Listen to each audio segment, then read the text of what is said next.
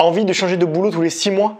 Mon Dieu que je vous comprends, j'ai été exactement dans le même cas que vous. Entre les patrons narcissiques, les petits chefs, les embouteillages le matin, les tâches rébarbatives, le stress d'arriver en retard ou de partir trop tôt, le salaire de misère, le manque de sens. Moi aussi, j'ai longtemps eu l'impression d'être inadapté au système, d'être en marge d'un monde que je ne comprenais pas, que je ne savais pas apprécier à sa juste valeur. Mais la réalité, c'est que la plupart des gens pensent comme vous, mais ne se l'avouent pas. Certains sont dans le déni, d'autres n'ont pas la volonté de passer à l'action, mais je vous garantis que vous n'êtes pas seul du tout dans cette situation-là. Dans cette vidéo, je vous explique pourquoi votre envie de changer de boulot tous les 6 mois est totalement naturelle et comment vous pouvez rectifier le tir pour enfin atteindre l'épanouissement professionnel. Restez bien jusqu'à la fin de la vidéo parce que je vous donne des solutions pour y remédier à la fin. Donc c'est vraiment à la fin que je les donne. Restez bien pour avoir toutes les solutions. Vous allez voir que vous allez beaucoup apprendre dans cette vidéo parce que je vais déjà vous aider à arrêter de culpabiliser ces situations, comprendre pourquoi ça vous arrive et ensuite on parlera des solutions. Avant de commencer la vidéo, je me présente, je m'appelle Johan, je suis un ancien employé dans le domaine du web marketing et aujourd'hui j'ai tout quitté. J'ai dit adios à mon patron, j'ai pris mes valises, je suis parti, j'ai posé ma démission parce que je n'en pouvais plus, j'étais pas bien, tous les matins boule au ventre. Pas content au travail, j'étais pas heureux, je sentais que j'étais pas à ma place. Donc j'ai dit, ok, j'ai un potentiel, je vais pas le gâcher dans le salariat, je vais pas tous les matins me lever avec la boule au ventre. J'ai que 26 ans, j'en ai pas 55, donc il faut absolument que je me réveille pour pas passer une vie subie.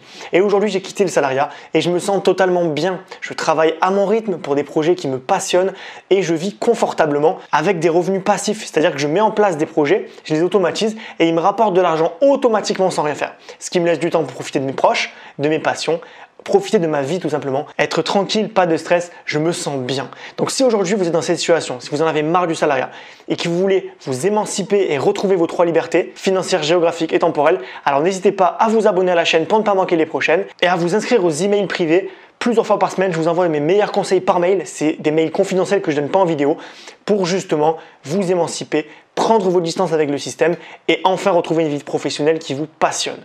Voilà, c'est parti. Donc la première chose, ça va être de relativiser le salariat. Arrêtez d'avoir honte de ne pas vous sentir bien dans vos baskets quand vous êtes dans votre CDI, à votre poste.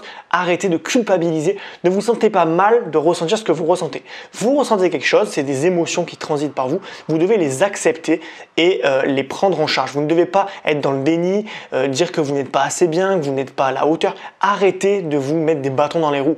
Vous êtes une personne unique et vous devez vous écouter. Si vous ne vous sentez pas bien au quotidien, c'est qu'il y a une raison et on va découvrir pourquoi ça arrive. Il faut savoir qu'on est au début d'une phase qui va exploser dans les années à venir. C'est-à-dire que la plupart des gens de notre génération ne supportent pas le salariat.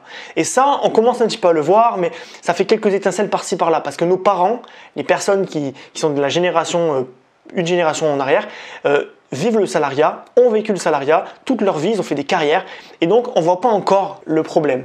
Mais bientôt, une fois que notre génération va remplacer la prochaine, on va se rendre compte que le salariat c'est un modèle qui n'intéresse plus personne et que ça pose un énorme problème dans notre société. Donc vous faites partie des premiers finalement à vous sentir mal dans ce système et à le reconnaître. C'est ça qui est important. Il y en a plein qui se sentent mal, mais vous le reconnaissez. Donc vous êtes des pionniers, vous êtes des aventuriers qui allez découvrir une autre manière de travailler, la manière du 21e siècle finalement. Vous allez voir que ça n'a rien à voir avec le 20e siècle où on était dans les usines et on était dans l'industrialisation. Parce que oui, le salariat c'est extrêmement récent. Avant les années 1900, la plupart des gens travaillaient dans les fermes familiales, dans les magasins familiaux. Donc du coup, qu'est-ce qu'ils faisaient? Ils travaillaient avec leur famille, ils n'avaient pas de patron, c'était leur propre patron. Ou alors c'était leur père ou leur mère les patrons, mais c'était pas pareil. Et ils bossaient pour leur propre affaire, ils bossaient pour leur propre entreprise. Nous aujourd'hui, ça n'a rien à voir. On doit bosser pour des patrons qu'on ne connaît pas, pour des objectifs qui ne nous intéressent pas. On doit vendre des petits pois pour Carrefour, c'est pas intéressant et ça ne donne pas de sens. Donc aujourd'hui, il y a un malaise. 100 ans de salariat, qui est quelque chose de très récent, a créé une génération de personnes qui se sentent mal. Et si vous en doutez, regardez un petit peu les stats des burn-out, des épuisements professionnels, des dépressions au travail. Vous verrez qu'on est en totale hausse. On se sent de plus en plus mal. Les arrêts maladie n'ont jamais été aussi nombreux. Les burn-out, les épuisements professionnels, le manque de sens. On est déprimé de travailler tous les matins, de se lever, prendre la voiture, prendre les embouteillages, travailler pour le même patron, avoir les mêmes objectifs insipides. On se sent inutile. Et ça, c'est quelque chose qui va évoluer, qui va prendre encore un peu plus d'ampleur dans les années à venir. Donc, c'est normal. Numéro 2, arrêtez d'écouter vos proches. Alors, quand vous demandez à vos proches des conseils, malgré toutes leurs bonnes intentions, malgré le fait qu'ils vous aiment, ils vont vous donner des conseils qui ne coïncident pas avec ce que vous désirez. Ils vont projeter leur peur, leur propre peur sur vous, ou projeter leur propre expérience sur vous. Si votre mère vous dit de bien travailler à l'école pour devenir un bon salarié, c'est parce que Elle a réussi, elle a fait ce modèle-là et ça lui a permis de faire ça. Ou alors, autre cas de figure, elle n'a jamais eu de diplôme, elle n'a jamais pu travailler et avoir un bon poste, donc elle projette un rêve en vous. Donc arrêtez d'écouter les autres. Pensez un petit peu à vous, soyez égoïste. Les autres vous donnent des conseils qui les concernent. Vous êtes une personne différente, vous avez une sensibilité différente, une façon de voir la vie différente. Et la plupart de vos proches ne vous encourageront pas à passer le pas, par exemple, de quitter votre CDI. Parce que ça va un petit peu à contre-nature de ce que dit la société. Donc il faut comprendre que les gens ont des barrières mentales et qu'il n'y a que vous qui pouvez dépasser ces barrières pour aller plus loin. Vos proches vous conseilleront toujours de ne rien faire. Ils vous conseilleront l'immobilisme, la facilité et la sécurité. C'est pas par méchanceté, c'est parce qu'ils tiennent à vous et qu'ils ont peur. Donc du coup, ils projettent pas votre succès, ils projettent plutôt ce qui va vous arriver de mal. Il faut savoir que l'humain a un truc qu'on appelle l'aversion à la perte. Il préfère ne rien gagner mais ne rien perdre plutôt que de prendre le risque de gagner en perdant. Comprenez également que vos parents, quand ils vous donnent des conseils, les personnes d'une génération au-dessus, nos aînés, vont nous dire de continuer le salariat parce qu'ils ont connu l'âge d'or du salariat. Ils ont connu l'ascenseur social, les 30 glorieuses, enfin, entre guillemets, ils ont connu encore la suite des 30 glorieuses, la fin de la guerre. Donc ils ont connu vraiment une période prospère où le salariat, on pouvait faire des carrières, donc on trouvait du sens. Aujourd'hui, c'est difficile de faire une carrière. On doit changer de poste pour gagner 100, 200 euros de plus, mais c'est pas vraiment quelque chose qui nous fait vibrer. Numéro 3, tirez des enseignements de vos expériences passées. Alors ça, c'est le jeu favori de ceux qui se plaignent. On a une mauvaise expérience et on ne se remet pas en question. On dit oui, le problème, c'est machin, c'est truc, c'est truc. Et au final, à la fin de sa vie, on a passé une vie de misère dans le salariat, on se sent mal, on subit le travail tous les jours, on se plaint quand on rentre chez nous, on regarde les infos et on s'énerve. Donc c'est un mauvais mode de pensée.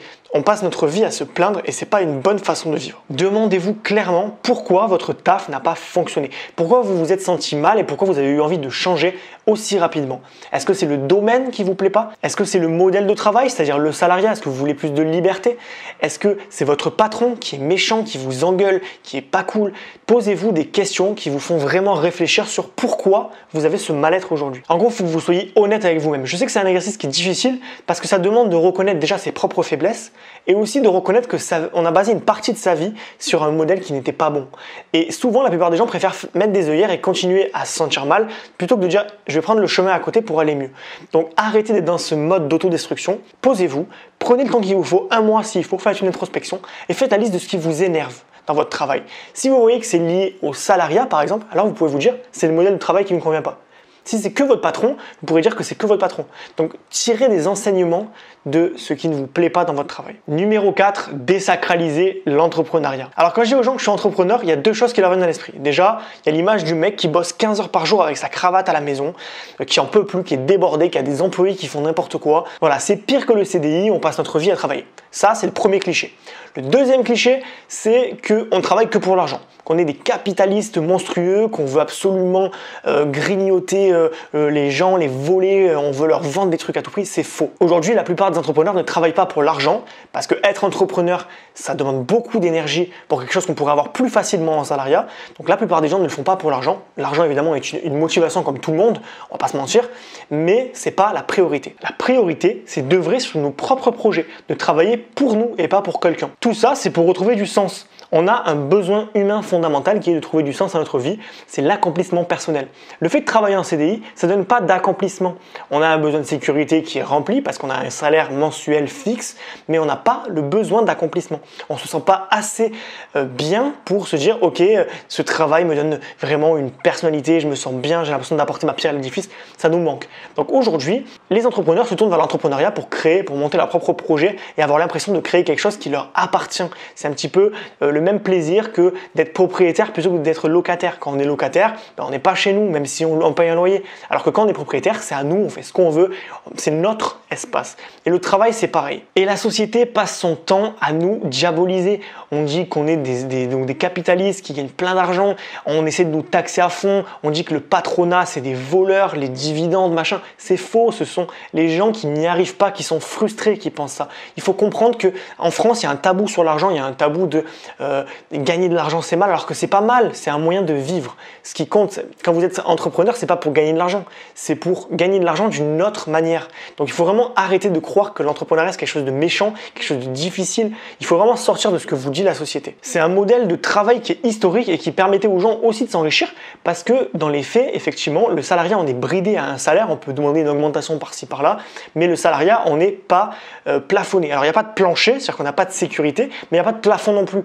Donc c'est soit on travaille dans des limites et on s'en accommode, soit on enlève ses limites, on prend des risques, mais on peut avoir un gros salaire, une meilleure qualité de vie et tout ce qu'il y a autour. Également un mauvais salaire, une mauvaise qualité de vie parce qu'on passe son vie à travailler, parce qu'on est stressé.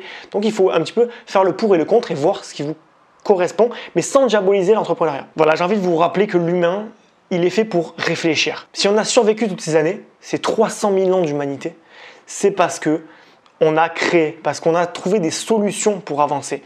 Et en fait, le cerveau humain est fait pour raisonner, il est fait pour réfléchir, il est fait pour créer. Si vous ne créez pas, si vous passez votre vie à travailler, à mettre des chiffres dans un tableau Excel et à vous poser sur le canapé devant Netflix en rentrant chez vous, votre cerveau ne sert pas. Et donc, vous allez malheureusement vous embourber et avoir un sentiment de déprime qui va s'installer. Quand on bosse pour un patron, même si on est créatif, on n'a pas le même sentiment d'accomplissement. On est content d'avoir réussi quelque chose, mais on n'a aucun résultat. Donc, on n'a pas la récompense suite à un effort. Et ça, c'est super dommage. Voilà, et numéro 5, dernier conseil, définissez un plan d'action et agissez. 98% des gens de cette vidéo vont totalement fermer la fenêtre, passer à autre chose et continuer leur train-train quotidien, leur routine infernale dans le salariat. Si vous êtes arrivé jusque-là dans la vidéo, si vous êtes resté, c'est que vous êtes quelqu'un de motivé. Et donc, vous devez passer à l'action pour vous, pour votre bonheur. Vous êtes maître de votre destin, personne ne prendra en charge votre bonheur. Donc, si vous voulez réussir, faites-le maintenant. Prenez une décision et passez à l'action. Je ne vous parle pas d'arrêter de bosser, de larguer votre CDI et d'aller passer des vacances aux Maldives. Je ne vous dis pas ça. Alors enfin, si vous en avez besoin, pourquoi pas. Mais dans les faits, je vous dis juste de prendre un virage dans le chemin que vous avez. Là, vous allez tout droit sur l'autoroute, c'est le salariat.